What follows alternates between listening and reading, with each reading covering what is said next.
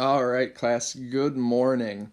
Welcome to lesson 10.2.2, which continues with conditional probability and also introduces two-way tables.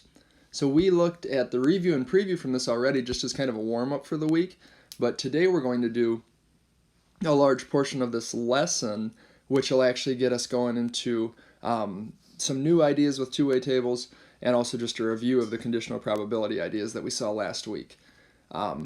You're given three problems assigned for today, which were build a farm, 1074 flip to roll, and then 1075, which works with a two-way table. Those first two problems are typical conditional probability, and then that final one has us just looking at how we can use information in a two-way table. Take your time and use the answer key as you work through this to make sure you're doing things correctly, and then once you get complete with the lesson, come back and we'll do a quick recap. Alright guys, good luck with the lesson. And hopefully you're back because you just got done with that lesson and you just want to make sure everything went correctly. Let's talk about these three problems. So in 73, looking at build a farm, we were introduced to that game where a player had to spin a spinner, then half the time it comes up red and half it comes up blue, and then following that they would reach into boxes that had different probabilities for pulling some different animals. Drawing the tree diagram shouldn't have been too bad, and you could check that in the answer key. And then using that tree diagram to find the probability of getting a cow counter, really it was just a matter of adding those probabilities together. So you'd add 1 out of 20 plus 1 out of 6, and you get 13 out of 60 as your probability. So that's stuff that we've done all year.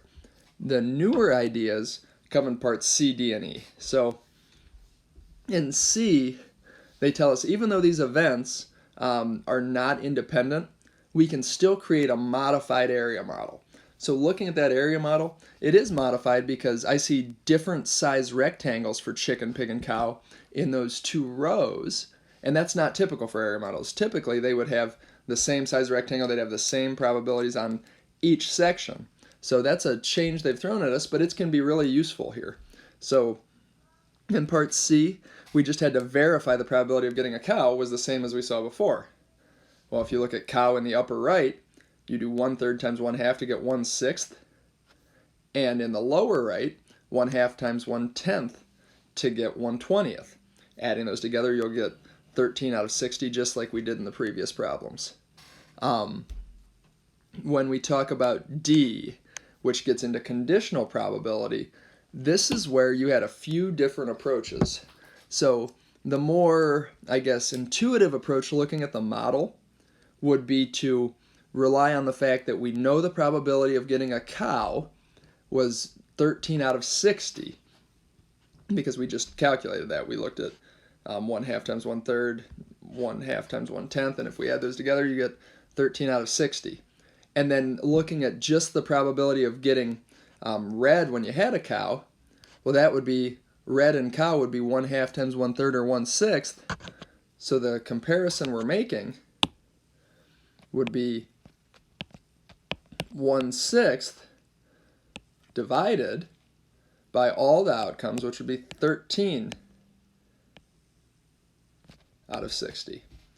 Well, to do that division, 1/6 times 60 over 13, we can simplify those, and you end up getting 10 out of 13 just by using all the different ways you could get a cow.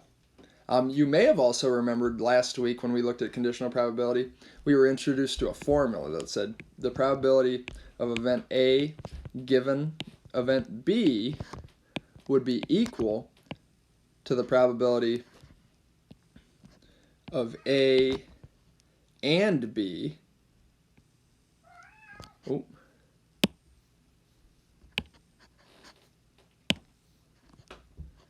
So A and B over the probability of B.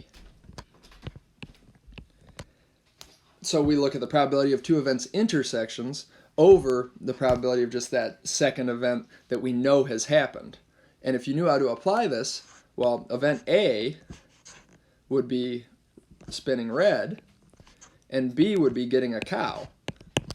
So the probability of red and a cow would be divided by, but B is not for cow, would be divided by the probability of just getting a cow. When we do this, well, the probability of red and a cow was 1 over 6, and the probability of getting a cow was 13 over 60. Coincidentally, that's what we could use just by looking at those values in the area model, and our textbook's always really good at helping us come up with these formulas without actually having to need to memorize them. So just by looking at that sample space in this problem, you could use that equation for conditional probability. The next problem was a similar idea, although this time we were flipping a coin and then afterwards deciding whether you spin or roll.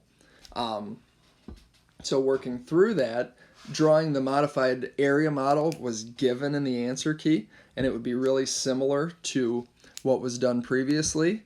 And then part B, you would use the exact same ideas you had before. So knowing that Tyler won a stuffed animal, you would have to work your way backwards from that and see what the probability was that he started off by getting a head. So I think that method should look really similar to 1075, and we've got some methods that we use there to do that. Or excuse me, 1073. 1075 is where we're headed next. So in 75, we're given a two-way table, which is shown at the right of this problem.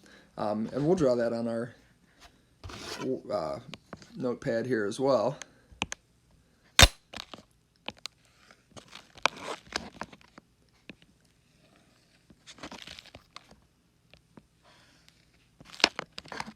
This two-way table is going to contain information about students who had car privileges and did chores. I believe we had chores up top, no chores, and then car and no car. So those are our options. If we look at what the actual problem says, so they say, okay, Raul is conducting a survey for the school news blog. He surveyed 200 senior class students, found that 78 had access to a car on weekends, and 54 had regular chores assigned at home, while 80 students neither had access to a car nor had regular chores to do. Well, that's a lot of information right there. Let's add that to our two-way table. So going to the table, we know that there were 80 students that did not have chores or a car.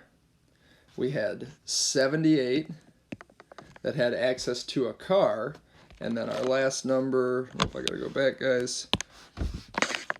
They also told us 54 students had regular chores assigned at home. So this was the information we were given, along with the fact that there were 200 people surveyed. And we really needed that information as well, because the values outside of the two-way table should add up to that total on each side. So if we have 54 that were given chores, that means 146 didn't have to do chores, those lucky students. Same thing if 78 had car privileges, then 122 did not have privileges. So that's pretty helpful right there, because now we can work through, knowing there were 122 that did not have a car, and only 80 of them had no chores in car, we can fill in 42 up here, and then work left, because there were 54 total with chores, 42 had no car, which means 12 do, and then finally 12 plus 66 is equal to 78. So we've completed that two-way table just like that, and it has some really good information in it. Part B, they take us back to something from the previous lesson that we didn't spend a lot of time on, but they ask us to decide if there's an association between car privileges and having regular chores for this group. So that's what we have to investigate. Remember, the association or finding if events were independent came from comparing the probabilities. So in this case, we'll be looking at the probability of having a car overall, and then separately the probability of having a car given chores. Well, the probability of having a car, there are 78 students with car privileges out of the 200, and that's approximately 39%. So that was the probability of just having a car. If we look at the probability of having car privileges given chores,